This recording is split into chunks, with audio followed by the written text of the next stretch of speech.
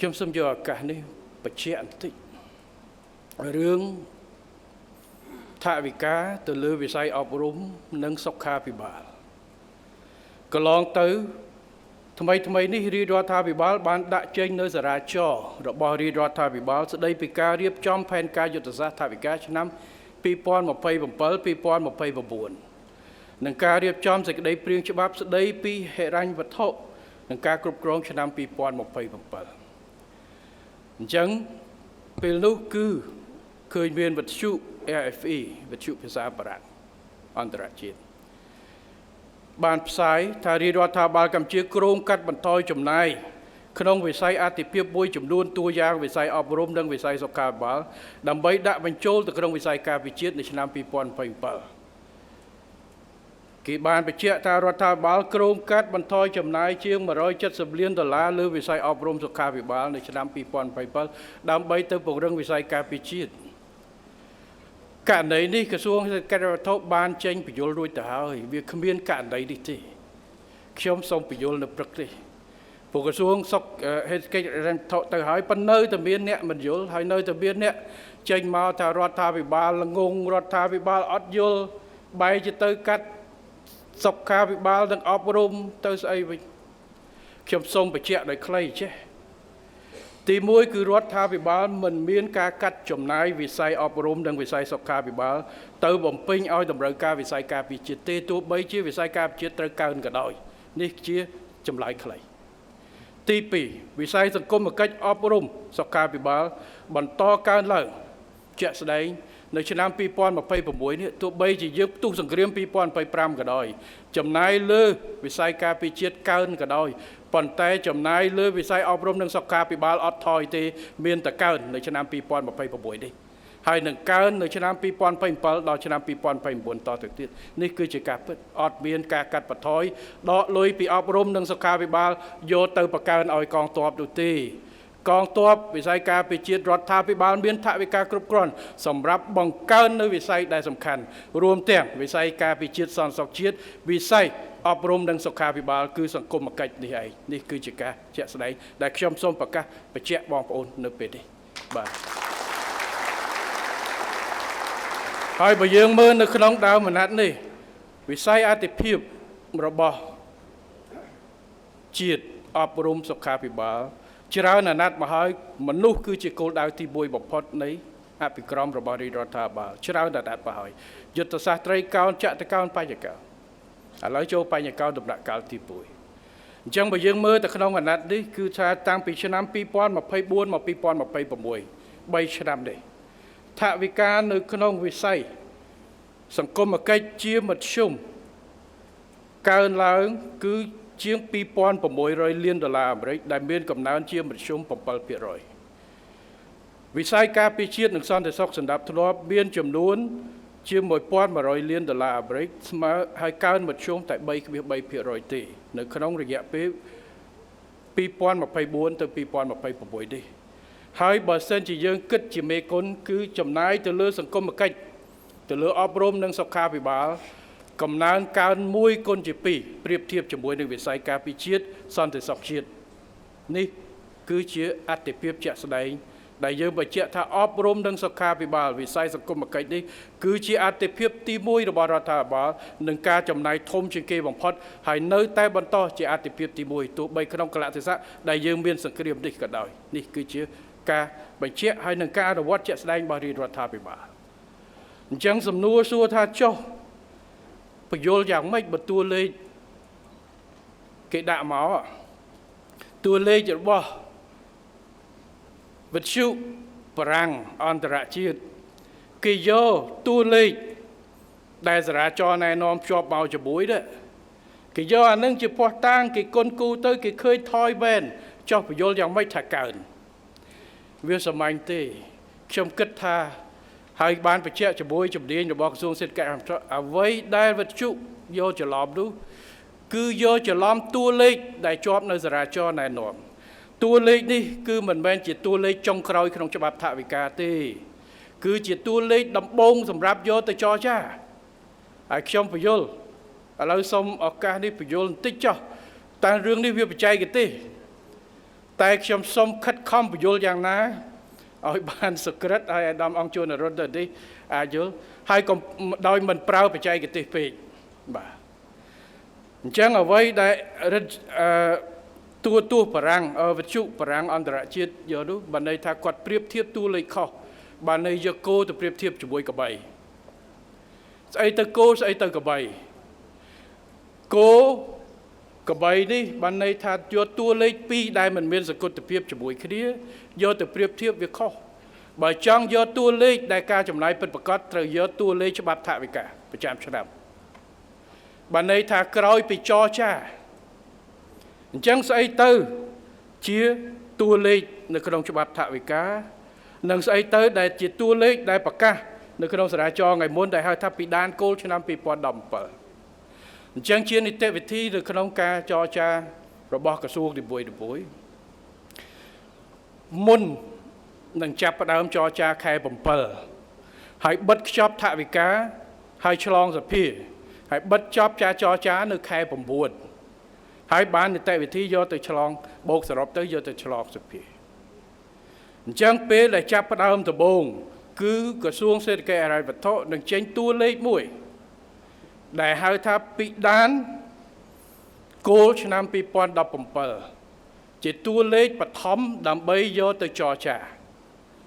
អញ្ចឹងតួលេខបឋមនេះស្អីគឺជាតួលេខដែល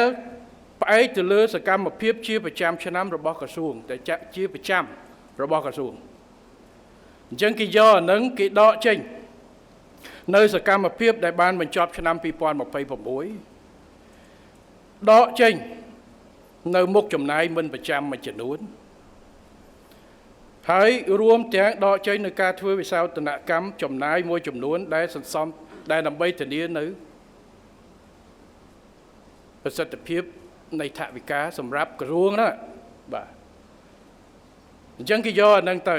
ហើយក្នុងកំឡុងពេលចរចានៅក្នុងកំឡុងពេលចរចាក្រសួងសម័យដូចជាក្រសួងអប់រំក្រសួងសុខាភិបាលត្រូវចរចាប្រាប់ថាឥឡូវគោលមកប៉ុណ្ណឹង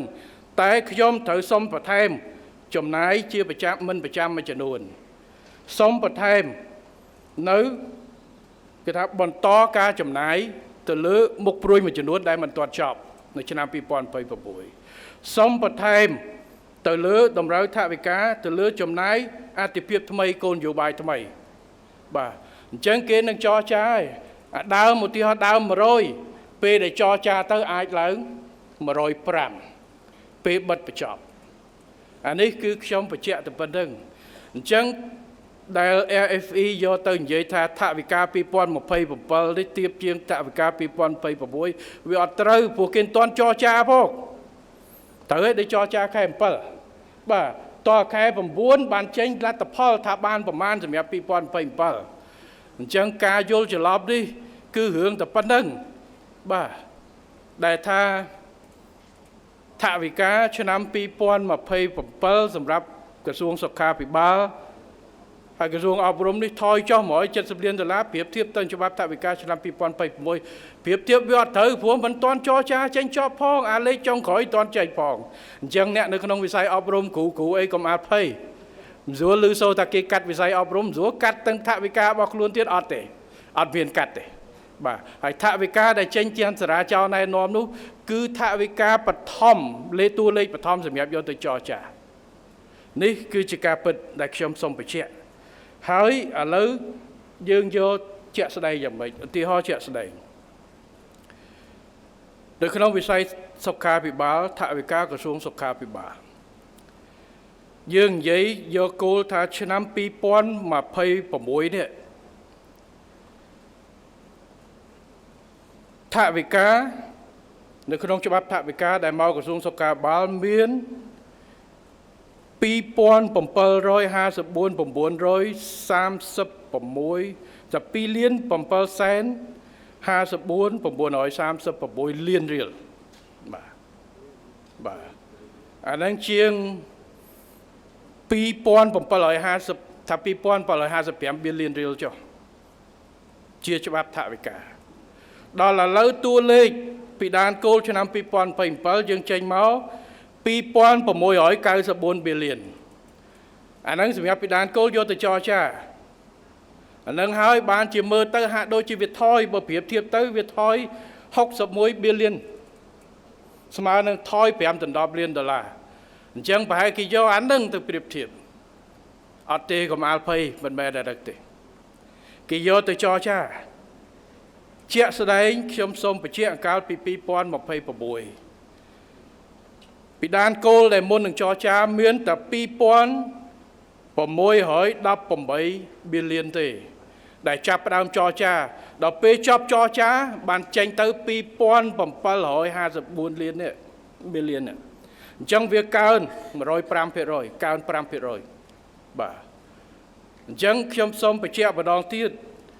សារាចរដែលចេញទៅនោះភ្ជាប់ទៅជាមួយគឺថវិកាគោលមិនមែនថវិកាឆ្នាំរបស់2027របស់ក្រសួងសុខាភិបាលទេអញ្ចឹងបើយើងមើលលេខដើមនៃការចរចាអង្កល2026ដែលយើងទៅចរចាពីដានគោលសម្រាប់ចេញតែ2618 billion ទេអញ្ចឹងដល់ចរចាចប់ឡើង2754 billion អាហ្នឹងឆ្នាំ2026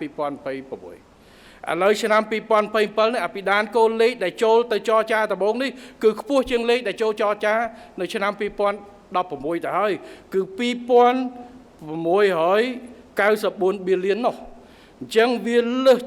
75 billion បានលេខនៃការចាប់ផ្ដើមនេះយកទៅចរចាប្រៀបធៀបមួយឆ្នាំទៅគ្រាន់តែលេខចាប់ផ្ដើមហ្នឹងកើន75,000 លានហើយ75 billion ទៅហើយអញ្ចឹងបានន័យថាមិនទទួលលេខចុងក្រោយមិនថយជាងច្បាប់ថវិកាឆ្នាំ2026ទេបាទហើយបើយើងមើលនៅក្នុងការចរចាដែលយើងគ្រោងនៅក្នុងការចំណាយថវិការបស់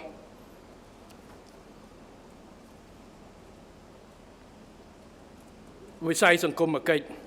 ស្របតាមក្របខ័ណ្ឌថវិការយៈពេលមធ្យម2027-2029នោះ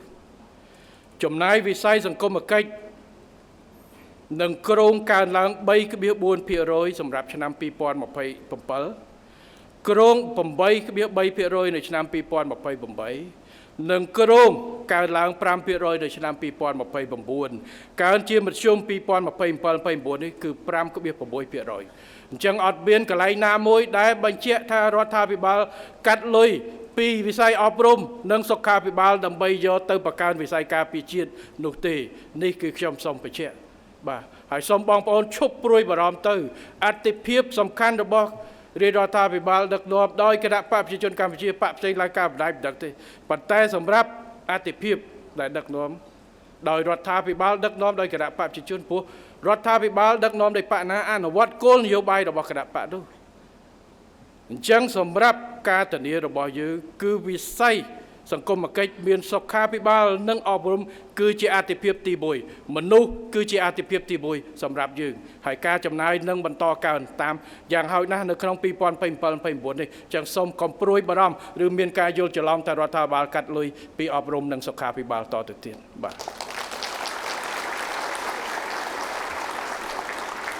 ឥឡូវមិញខ្ញុំនិយាយពីក្រសួងសុខាភិបាលចុះក្រសួងអប់រំមិញព្រមនិយាយតិចកាត់អប់រំទេអត់ទេអប់រំកាន់តែខុសពីសុខាភិបាលទៀតព្រោះពីដានគោលឆ្នាំនេះកើនមិនមែនថយទេប្រៀបធៀបទៅជាមួយនឹងអញ្ចឹងបានន័យថាឥឡូវពីដានគោលដែលយើងយកទៅចរចាឆ្នាំ2026ពីដានគោលដែលយើងចរចាពេលនោះគឺ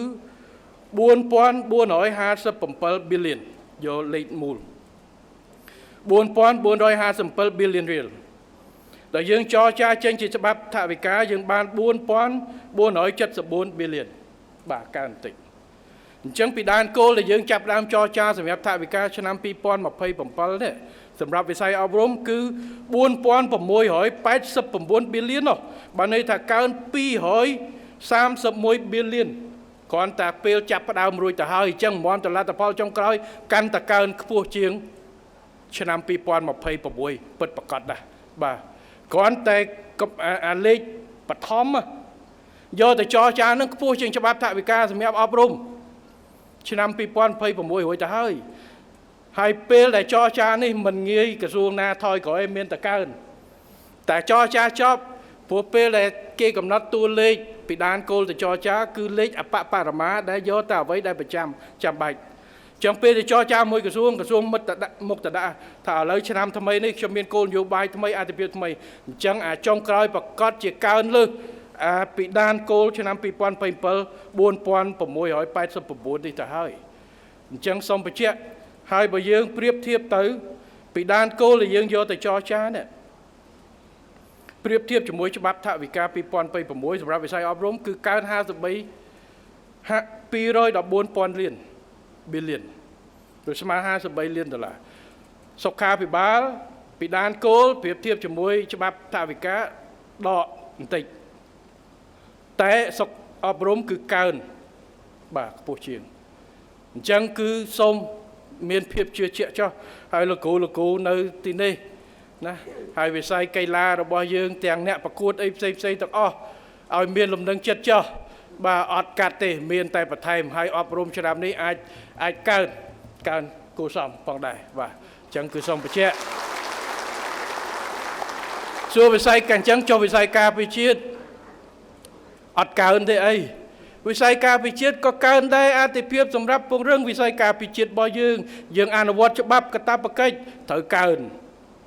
យើងធ្វើកំណែតម្រង់កងទ័ពក៏កើនប៉ុន្តែមិនយកថវិកាពីក្រសួងពលរដ្ឋថាភិបាលយើងនៅមានថវិកាសម្រាប់ប្រើប្រាស់គ្រប់គ្រាន់មិនទាន់ត្រូវការដកពីវិស័យអប់រំនិងសុខាភិបាលយកបោទេបាទនេះគឺជាកិច្ចការសំខាន់ការពារជាតិមិនមែនការពារមួយថ្ងៃទេ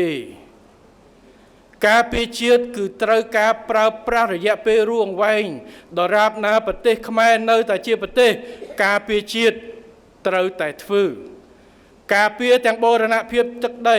ការពារទាំងសន្តិសុខសណ្ដាប់ធ្នាប់សង្គមត្រូវតែធ្វើជាប្រចាំអញ្ចឹងការកសាងនិងការពារជាតិរឹងមាំគឺអាស្រ័យទៅលើមនុស្សរឹងមាំគឺអាស្រ័យទៅលើការវិនិយោគទៅលើធនធានមនុស្សនៅក្នុងសង្គមគិច្ចទាំងអប់រំទាំងសុខាភិបាលនេះឯងមិនអាចយកកងទ័ពកងទ័ពកាតព្វកិច្ចឬកងទ័ពអាជីពយ៉ាងម៉េចបើប្រជាពលរដ្ឋយើងចំណេះដឹងក៏មានកំណត់សុខភាពក៏ពិបាកអញ្ចឹងរើសទ័ពចូលមកម៉េចអញ្ចឹងត្រូវតែវិនិយោគទៅលើសុខភាពប្រជាជនតាំងពីមុនកើតរដ្ឋាភិបាលយើងវិនិយោគតាំងពីមុនកើតស្ត្រីមានផ្ទៃពោះច្រើនមិនមែនគ្រប់ទេប៉ុន្តែច្រើនវិស័យដោយកម្មការនេះបុកមន្ត្រីរាជការផ្សេងគឺរដ្ឋមានកម្មវិធីឧបត្ថម្ភសាច់ប្រាក់តាំងពីមុនកើតកូនពេលកើតឧបត្ថម្ភក្រោយពីកើតដោយ2ឆ្នាំបាទមានបង្កើតឥឡូវយើងបង្កើនទាំងសំបីតែទារកកើតនៅក្នុងពន្ធនាគារដែលម្ដាយជាប់ឃុំក៏យើងគិតគូរឲ្យព្រោះត្រូវគិតកូនអត់មានកំហុសទេម្ដាយគាត់ធ្វើគាត់ទទួលតាមច្បាប់អញ្ចឹងត្រូវជួយព្រោះសិតតែជាទុនធានមនុស្សរបស់យើងអញ្ចឹងការវិនិយោគទៅលើវិស័យពង្រឹងវិស័យការពារជាតិពង្រឹងកិច្ចការពារជាតិគឺត្រូវវិនិយោគទៅលើមនុស្សហើយក្នុងនោះគឺការវិនិយោគទៅលើអប់រំនិងសុខាភិបាលនេះក៏ជាផ្នែកមួយនៃការពង្រឹងវិស័យការពារជាតិយូរអង្វែងរបស់យើងផងដែរខ្ញុំសូមបញ្ជាក់ចេះបាទកុំមើលការពារជាតិតែចំណាយទៅលើក្រសួងការពារជាតិជាតិមួយខ្លាំងបានតតែប្រជាជនខ្លាំងសេដ្ឋកិច្ចខ្លាំងទើបយើងរឹងមាំបាទសេដ្ឋកិច្ចខ្លាំងយើងស្មារតីស្នេហាជាតិធនធានមនុស្សម្នាក់មានសមត្ថភាពមានសុខភាពគ្រប់គ្រាន់នឹងហើយការពារជាតិរឹងមាំការពារជាតិមិនត្រឹមតែការពារជាតិនៅការគម្រាមកំហែងផ្នែកយោធាទេ